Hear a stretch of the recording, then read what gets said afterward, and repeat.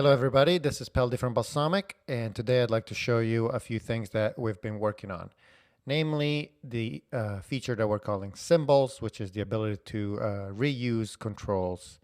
But let's get started. So here we have a typical folder full of mockup projects. And the best practice is to have all the BMMLs sitting next to each other and then to have a folder called assets for all the images that are related to those wireframes. So you see project one, project two. So let's open, for instance, this company page. And one thing that you used to have to do is that in order to choose one of those assets, you have to use the pull down for the image control. But now we made that easier with this new project assets tab in the UI library. And that lists all the images that are found in the asset folder next to the file that you're editing. So here we see that all those images are there. Let's delete one. And you see that it's gone from the UI library as well. Let's put it back, por Marco. And so this is just an easier way to work with the images related to a specific project. Now, I'm telling you all this because the news of today is that in the assets folder, you can also put some wireframes, some BMML files.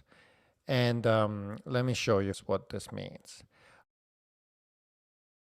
This is a little website that I created for this demo.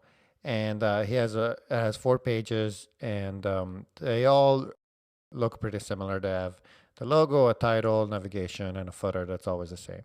So in this example, I want to show you how if you wanted to change something in every page, say you wanted to make the footer look a little different, how you would do that in mockups today.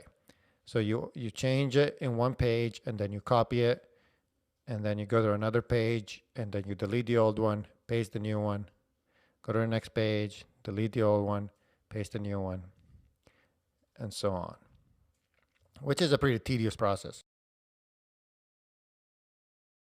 Next, I want to show you how to make the same change in the case where you use the symbols feature to create your website. So here it is. It's the same site, but under the hood, it uses the symbols feature. So I'll show you. In this case, if I want to change a footer, I would select, and the green means that this is a symbol instance, and I can go and say edit source because I want to make a change that affects every use of this symbol. And I go and I change the footer in here, and then I go back and it changed there and everywhere, just like that. This is a huge time saver. Okay, so this example was an example where I wanted to change the symbol itself so that every use of that symbol would be affected. But let's look, for instance, at this navigation bar. You see that the words are always the same, but the selected one is different in every page. Now, if you go and see the source, you will notice that none of them are selected. Or for instance, the title in the source of the symbol, it just says page title. It doesn't actually say the title of each page. Now let's see how this is done. So say I go in the home, for instance. Now, if I want to just change something for this particular usage of the symbol, I just double click on it and it says overriding properties for control 14, which is an instance of the master template symbol. So here I can change things like make it bigger or change the selected one. And I'm really only changing this particular usage of the symbol. I'm not changing the symbol source. So for instance, here you can see that it's red or big, but all the other usages of the symbol didn't change. Now, if I go in the symbol and change the source, so I add a support page. Now I'm making a change that affects every usage of the symbol because I'm editing the symbol source directly. Now we go back and look, it added the support, but it still kept the things that I changed, like the font size in this case. So let's go and adjust this. But say you want to go back to the default in the symbol, now you can do that by just clicking these little X's that show up in case you did override one of the properties. So if I want to go back to the default color, I just remove the override and it goes back to what was in the symbol, which in this case was black. This is very powerful. It allows you to do all sorts of templating. That's really nice. Next up, I want to show you how to use the symbols feature to augment what mockups provides in terms of controls. I can go to Mockups to Go, which is the community website where people post their mockups to share. And I can download some controls from there. So for instance, let me get this Facebook one. And then I'll download the Twitter share dialog. Now, in order to use these two BMML files as symbols, all I have to do is to copy them inside the assets folder of a project in which I would want to use those. So let me put them here in project one inside of assets. And let me see, let's open this database one. And now if I go to the project assets tab, you will see that I have that screenshot image and also the Facebook and Twitter controls that I just downloaded.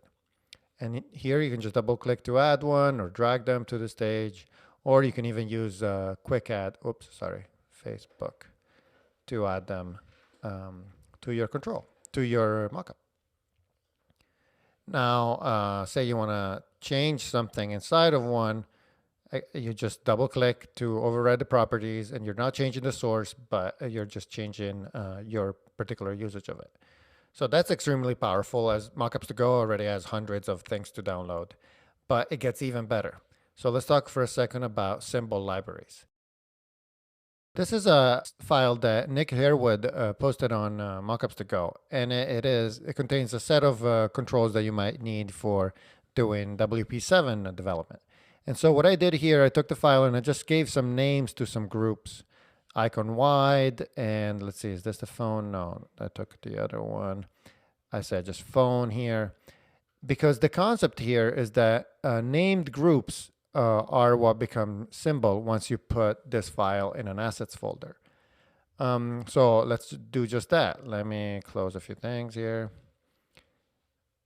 Okay, here we go. So now if I take this regular file and I copy it in the assets folder of this project 3, all of a sudden you'll see that in the project assets, all these controls will show up. And these are all the groups that mockups found in that file that we were looking at before. And the groups are named after, the symbols are named after the group name. And just like that, you added one file and you have a whole set of controls that you can use to create your interface. So symbols libraries are really just regular mockup files with groups in them that have names. And then when you put these particular files in an assets folder, mockups understands what they are. Something we're planning on doing is to create a website called symbols.mybalsamiq.com where we will upload and maintain different symbol libraries for you to use. And hopefully you will want to contribute to it. So in this case, let's see this one about iOS. So this will have a lot of iPad and iPhone controls. I'm just starting to upload these right now. But for instance, some notation symbols that you might need. So this is very exciting. We can't wait to share it with you. So this is it. This is the feature. Go to our pre-release page to try it out today. We hope to release it in a week, but please help us find bugs because that way everybody wins. Thank you.